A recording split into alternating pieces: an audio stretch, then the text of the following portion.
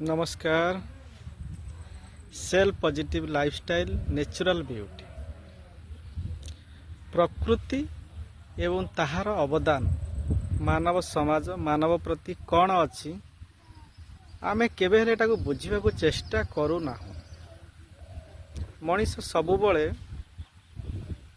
तार निज तैयारी मनुष्यकृति तैयारी मध्यरे छंदी होई रही थाए। ये आकाश, ये गच्छ, ये पानी, ये पवन, ये पहाड़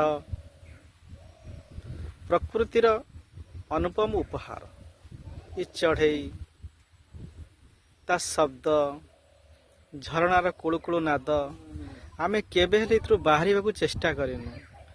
तेणु अजथारे आमे भाबुछु जीवनटा चापमय हो गला।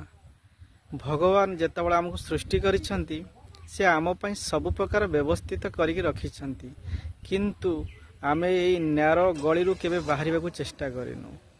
थरे बाहरिकी देखंतु, देखिबे जीवनटा सबुबले सुखमय, शांतिमय, आनंदमय हो। नमस्कार।